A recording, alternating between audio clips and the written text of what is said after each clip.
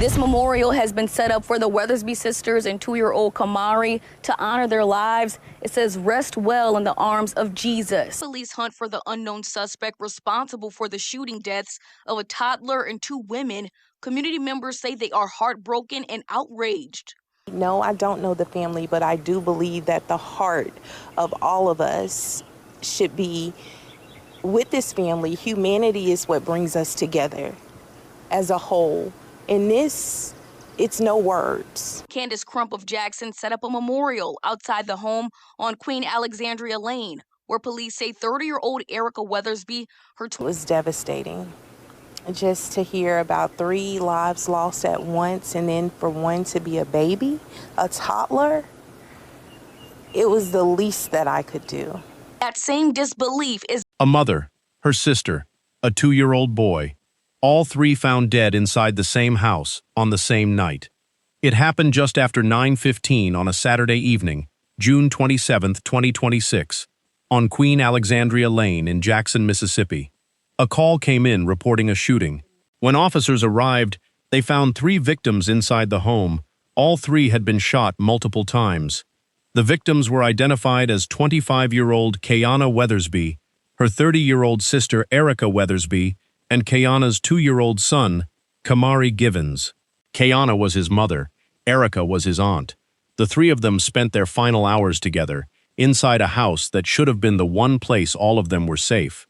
Multiple patrol units responded to that first call.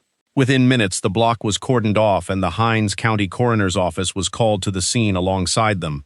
That is standard procedure anytime officers find a body, but 3 victims in one house, including a toddler, is not standard, and everyone who responded that night knew it immediately. Jackson Police Chief Rochelle Brackney addressed the public not long after. The department responded to a resident in the 300 block of Queen Alexandria Drive following reports of an aggravated assault. When we arrived, the officers located 3 deceased victims inside the house. The victims have been identified as Keyana Weathersby, her 2-year-old son, Camari Givens, and Keyana's sister. And she did not try to soften what had happened. She called it a horrifying and vile crime and said whoever was responsible would be found. She did not release a motive that night. She did not release a suspect description. What she did make clear, in the way she spoke about it, was that this case was going to be treated differently than a routine homicide call, because of exactly who had been killed and exactly how deliberate it looked from the outset. Here is the detail that shaped the investigation from its very first hours, before a single suspect had a name attached to them. There was no forced entry into that home, no broken window, no damaged door, nothing that pointed to a struggle that spilled in off the street. Whoever walked into that house did not break in. That single fact told investigators something important right away. This was very likely not random. Think about what that means. A robbery interrupted. A stranger picking a house at random. None of that fits an untouched front door. Someone either had access, or the victims let them in, or the person responsible knew the layout of that home well enough not to need to force their way through anything. Every direction detectives would take over the following days traced back to that one detail. Before we go further into what police found inside that house, and how a search for one shooter eventually ended with 4 people in custody across 2 states, subscribe to this channel now. We do not just cover the arrest and move on to the next case. We follow these cases all the way through, from the crime scene to the courtroom, and this one is still an open, active case. If you want to see where it ends, you will want to be here for that. By the next morning, Jackson police had a homicide investigation with 3 victims, a house that showed no sign of break-in, and a killer or killers who had already vanished into the city. What they did not yet have was a name. That was about to change fast. And the reason it changed fast had everything to do with what detectives found once they started looking past the house itself and at the 3 people who had been living inside it, day to day, right up until that Saturday night, before everything changed. To understand why this case moved as fast as it did, you have to understand who Keyana, Erica, and Camari actually were, not as victims, but as a household. Keyana Weathersby was 25, a young mother raising a toddler in a city that does not make that easy. Her sister Erica, 5 years older at 30, was not just a relative who visited on weekends. By every account from people who knew them, Erica was a consistent presence in Camari's life, someone who helped raise him alongside Keyana, not someone standing on the outside of that family. The two sisters were, functionally, co-parenting a 2-year-old between them, sharing a home, sharing the day-to-day work that comes with a toddler, splitting the load the way people do when they are genuinely close, not just related. Their older brother, DeMarco Bailey, spoke publicly in the days after the murders. That was getting us at the end to get this phone call saying that, what happened between my two sisters now, my sister, and my nephew, man, man, I've been discombobulated, man. He says his sisters were kind, easygoing women who were best friends. They were also raising Camari together. We went on out fighting in the club, doing all that. No, man, my sister was chill, working and getting some money. That's the only thing, I went working and get some money. Family. I just need justice. I need justice. Not only for my sister, but my nephew. He's only 2.5 years old. The baby was only 2. Come on, man. What? A 2-year-old child? And what he described was a tight, ordinary family life. He said his sisters were hardworking, that they were not the kind of people out looking for trouble, and that Camari was loved by both of them in equal measure. Bailey lives out of state, in Texas, and he later set up a fundraiser to help cover funeral costs for all 3 victims. That single fact tells you something about the scale of what this family was suddenly dealing with. It was not 1 funeral, it was 3, at once, for 2 sisters and a child, and Bailey took on the responsibility of organizing that himself while processing the loss from hundreds of miles away. Bailey also spoke about his sisters in a way that pushed back on any assumption that this family had somehow invited danger into their lives. He described them as women who worked, who came home, and who spent their time with family rather than out looking for conflict. It's a small detail, but it matters because in cases like this, public narratives can sometimes drift toward blaming the victims for the environment they lived in. Bailey made a point of correcting that narrative directly, while still absorbing that loss himself. In the neighborhood itself, the response was immediate and visible. A Jackson resident named Candace Crump set up a memorial outside the home on Queen Alexandria Lane not long after the killings, something neighbors gathered around in the days that followed. It was a small, direct gesture, but it reflected something larger. People who did not personally know Keyana, Erica, or Camari still felt the need to respond publicly to what had happened on that street. And that street matters here, for a reason that goes beyond grief. Queen Alexandria Lane is a residential block, the kind where people generally know their neighbors, and where gunfire is not something residents expect to hear. Some neighbors said afterward that when they first heard the shots that Saturday night, they assumed it was fireworks, because shootings simply were not common on that block. That detail is not just atmosphere, it is investigative context. A quiet residential street, a family with no known history of trouble, and an attack that still managed to happen inside their home. All of that reinforced what investigators were already starting to suspect from the untouched front door. This was not opportunistic. It did not look like someone driving through and picking a target at random, which raises the real central question the case would spend the next several days trying to answer. If this was not random, and if there was no forced entry, then whoever did this either knew this family or had deliberately studied them well enough to know exactly when to strike. Detectives would need to trace that connection all the way back through the evidence at the scene itself, starting with what forensic teams were able to recover once they got to work inside that house. Chapter 3. What the scene told investigators. Once the scene on Queen Alexandria Lane was secured, the real work began, and it had nothing to do with theories. It had to do with what could actually be recovered, measured, and tested.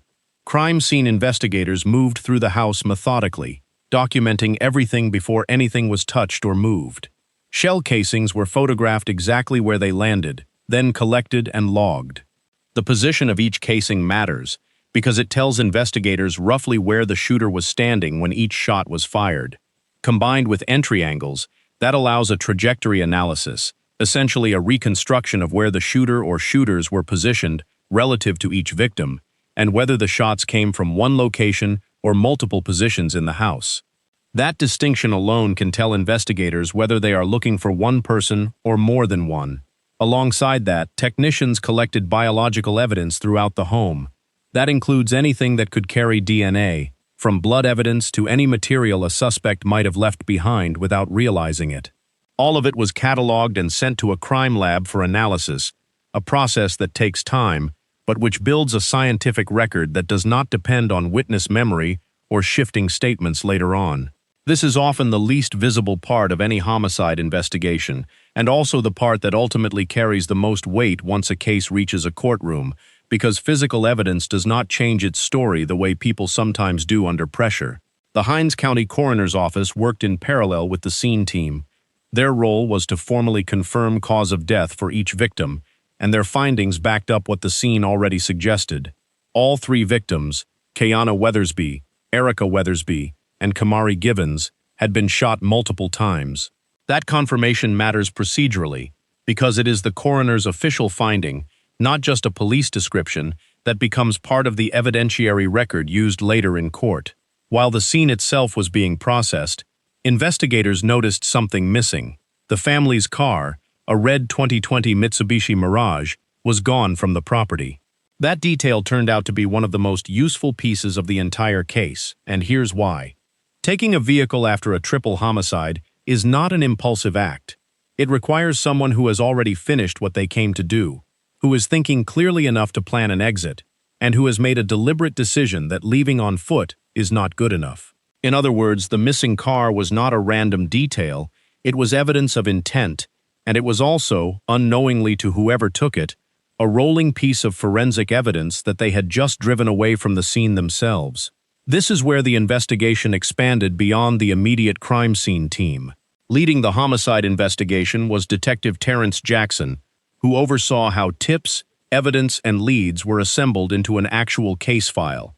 Above him, Captain Obie Wills Jr., who heads major investigations, and Deputy Chief Srina Banks, who oversees major investigations at a higher level, were both directly involved in coordinating resources for a case of this scale.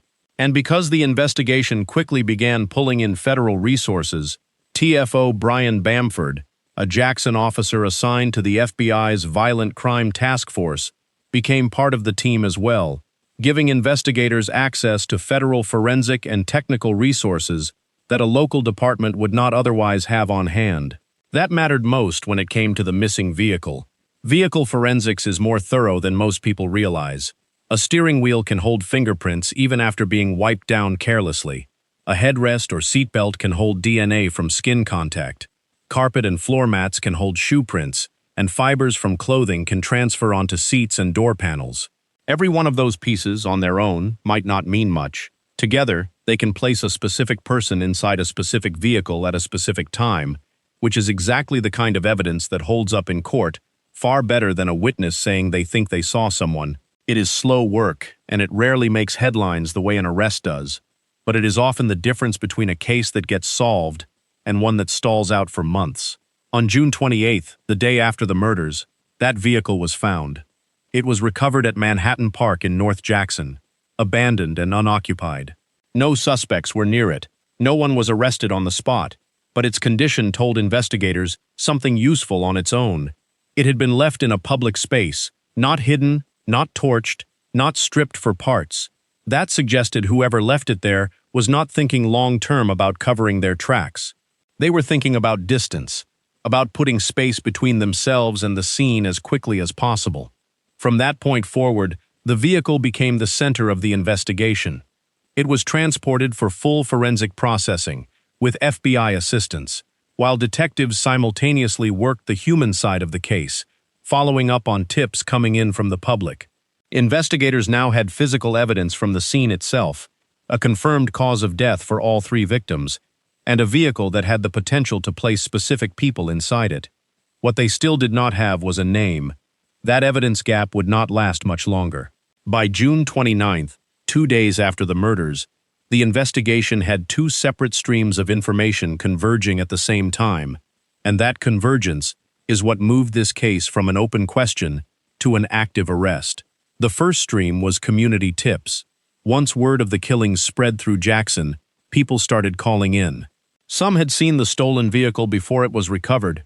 Others had information about who might have been near the house that night. None of these tips on their own were enough to make an arrest, but together, They started narrowing the field of who investigators needed to look at. The second stream was the vehicle itself. Once forensic processing was underway on the recovered Mitsubishi, and once investigators combined that with technical and digital resources brought in through the FBI task force, they were able to connect a second vehicle to the case, one they believed was tied directly to the people responsible for the murders. That identification led directly to an attempted traffic stop at 18th Street and Maddox Road. Officers moved to pull the vehicle over. The driver did not stop.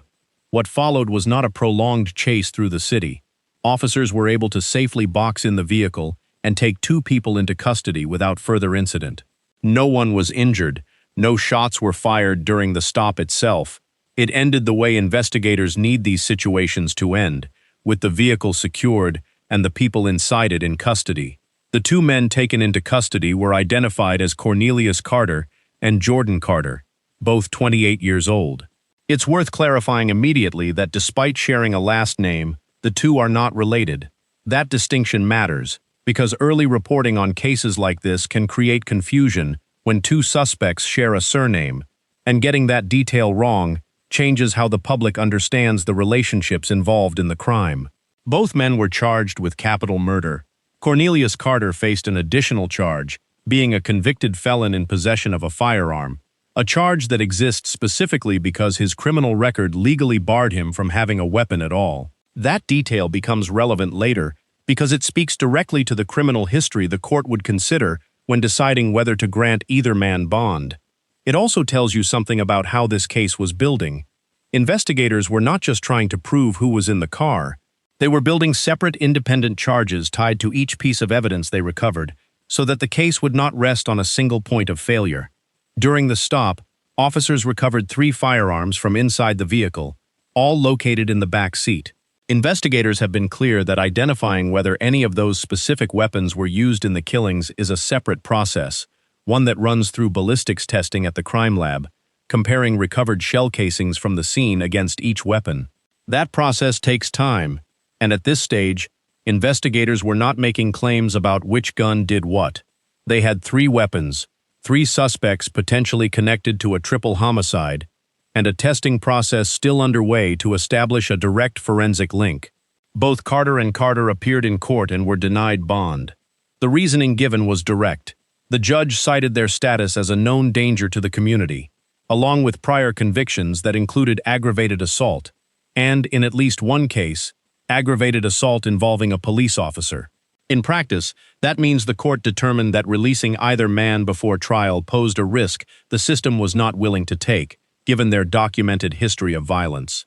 At this point, 2 people were in custody, both facing the single most serious criminal charge available anywhere under Mississippi law, one that can still carry the death penalty.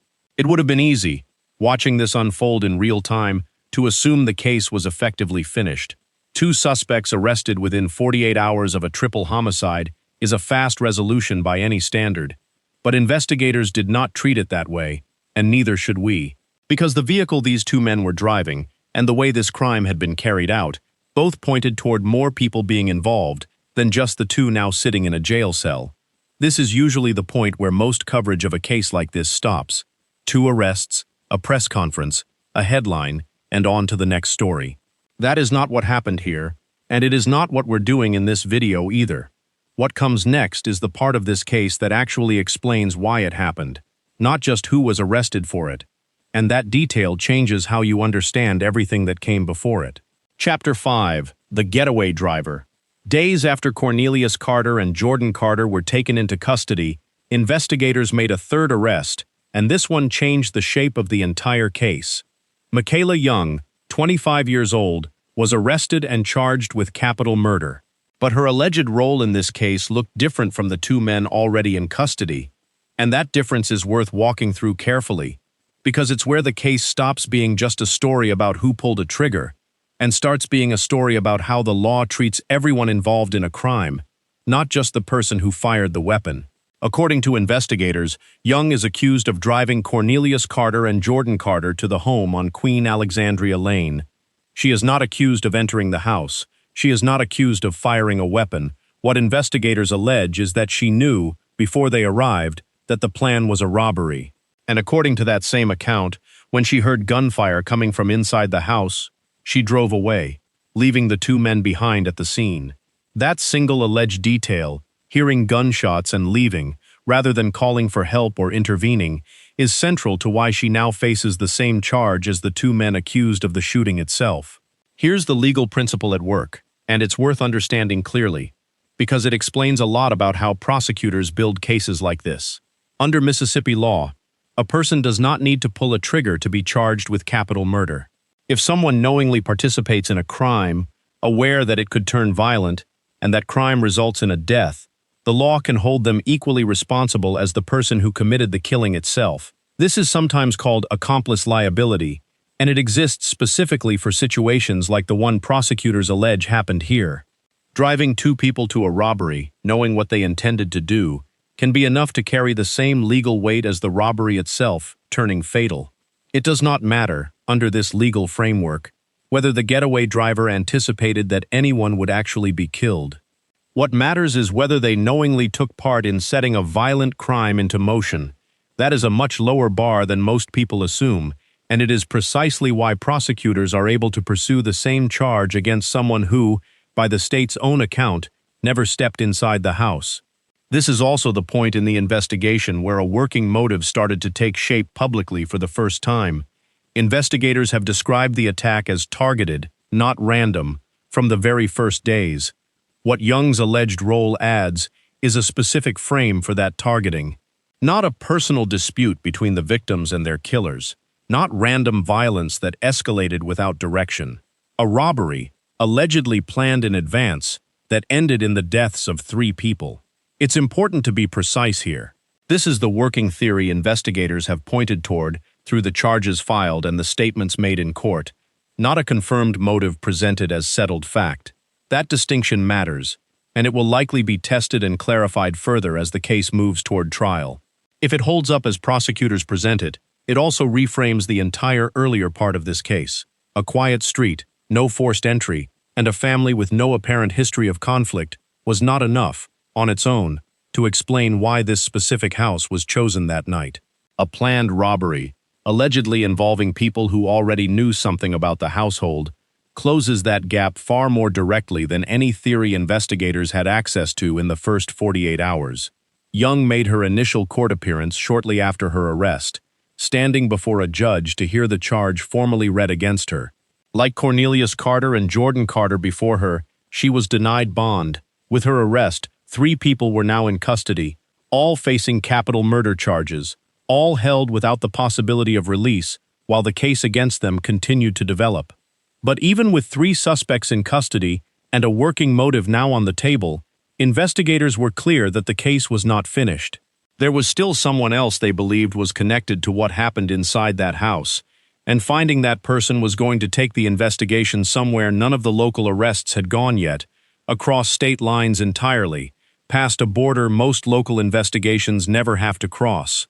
With 3 people in custody, investigators announced there was a 4th person they believed was connected to the murders, and this time, finding him meant reaching far beyond Jackson entirely.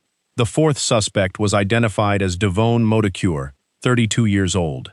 Investigators have not publicly detailed every piece of evidence that led them to him, but his identification came through the same combination of methods that produced the first 3 arrests: tips from the public, forensic work tied to the recovered vehicle, and the broader investigative effort coordinated through the Jackson Police Department and its federal partners.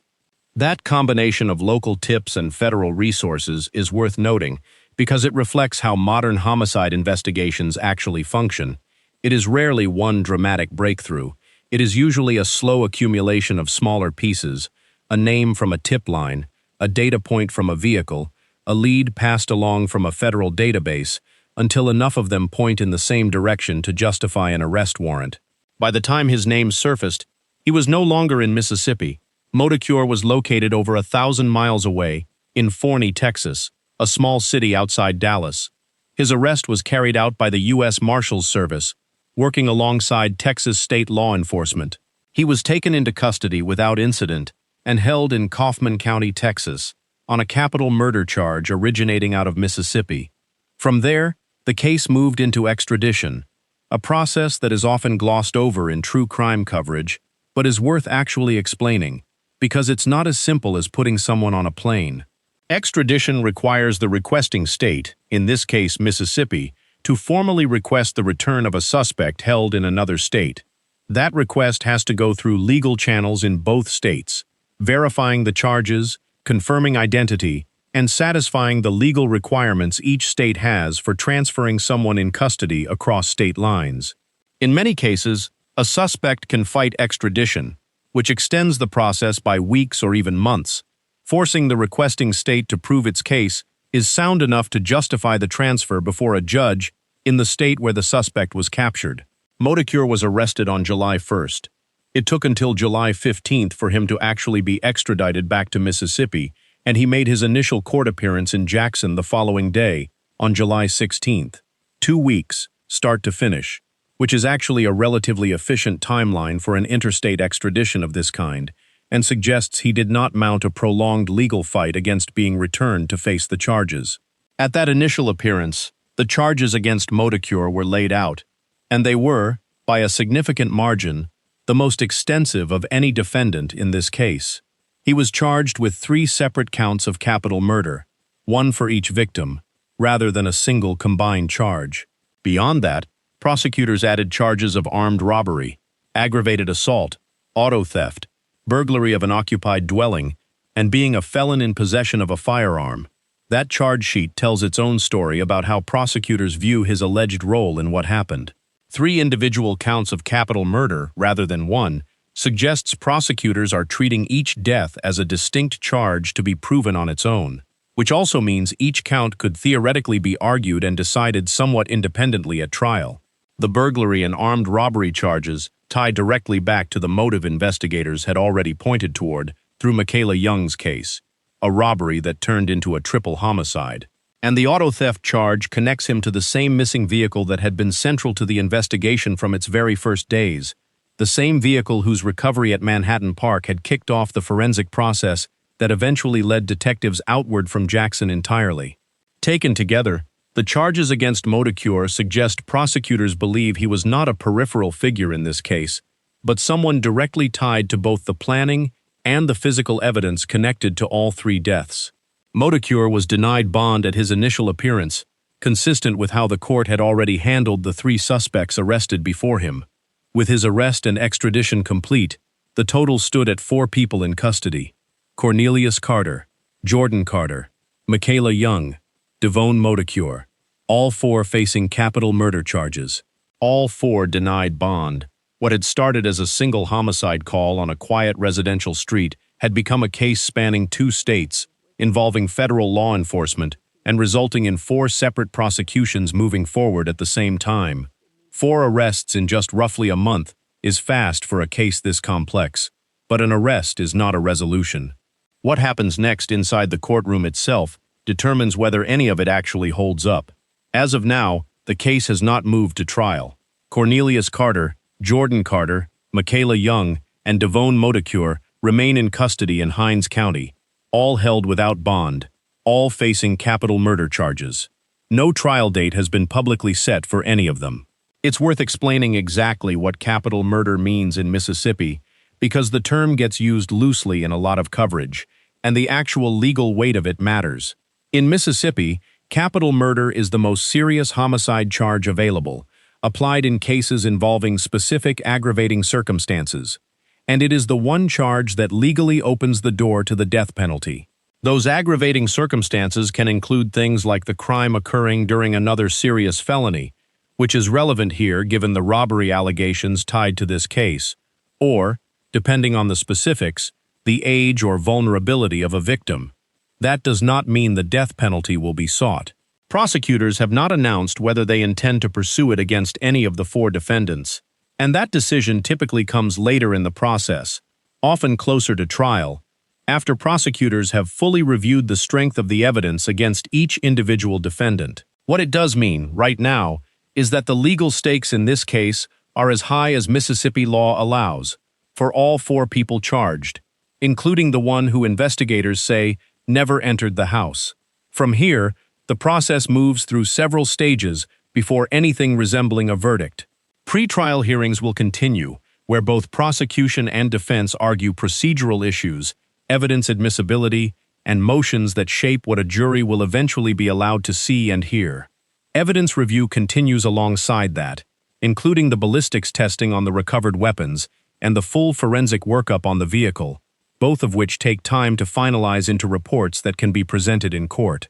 Because this case involves 4 separate defendants, each with their own defense team, the pretrial phase is likely to involve a significant amount of legal back and forth before any of the 4 cases are considered ready for trial, including motions specific to each individual defendant's alleged role, which differs meaningfully between the 2 men accused of entering the home, the woman accused of driving them there, and the 4th defendant facing the most extensive charge sheet of all. Realistically, capital murder cases in Mississippi, particularly ones involving multiple defendants, often take well over a year to reach trial, sometimes longer, depending on how much of the evidence is contested and whether any of the 4 defendants eventually accept a plea agreement rather than proceed to trial. That is a normal, expected timeline for a case of this scale, not a sign that anything has gone wrong or stalled. Jackson Mayor John Horn addressed the case publicly in the days after the arrest. Lives have been changed forever. No family should have to go through this. Let me be clear. This has to stop. If you are carrying anger, if you are thinking about picking up a gun, stop. Choose a different path. One decision can take a life and take your future with it. It is not worth. Framing it within a broader pattern the city has been confronting. He pointed to a rise in gun-related violence across Jackson and said the city would not treat cases like this as the norm, calling for continued cooperation between law enforcement, community groups, and residents to address the pattern directly rather than case by case. It's a framing that places this triple homicide inside a larger civic conversation Jackson has been having for some time, about violence, about resources, and about what accountability actually looks like at a city level, not just in an individual courtroom. That framing matters for understanding why this case drew the level of attention it did. It was not treated by city officials as an isolated tragedy to be processed and moved past. It was treated as evidence of a pattern the city needed to publicly acknowledge and respond to, which is part of why the mayor's office weighed in directly, rather than leaving public statements solely to the police department. The community's response, from the memorial outside the home to the tips that helped drive the investigation forward, reflected something real about how this case was received locally. This was not treated as just another headline. It moved people to act, and that response is part of why 4 arrests happened as quickly as they did. Investigators themselves have acknowledged that public tips played a direct role in identifying vehicles and suspects at multiple points across the case, which means the community's response was not just an emotional reaction playing out separately from the investigation. It was, in a very direct and practical sense, part of the investigation itself. What happens next is procedural, but it is not small. Each defendant will move through their own pretrial process, potentially on different timelines, potentially with different outcomes. Some may go to trial, some may not. Some may ultimately negotiate plea agreements rather than face a jury, which is common in multi-defendant capital cases, particularly for defendants whose alleged roles were more peripheral than others. The evidence gathered from that house, from that recovered vehicle, and from the weapons taken during the traffic stop will all be tested formally, in front of a judge, and eventually, likely, a jury. A mother, her sister, a 2-year-old boy. 3 lives, 1 house, 1 night in June. What began as a single 911 call has grown into 4 separate legal cases, each one still being built, still being argued, each one still moving toward whatever a Hinds County courtroom ultimately decides, months or possibly years from now. The people of Queen Alexandria Lane are gone now, but their case is only starting. This case is not finished, and neither is our coverage of it. We're staying on this one through the pretrial hearings, through any plea negotiations, through jury selection if it gets there, all the way to a verdict and sentencing, because that is the part most channels skip past, and it is the part that actually answers the question everyone watching this wants answered. Subscribe now if you want to see how this ends, not just how it started.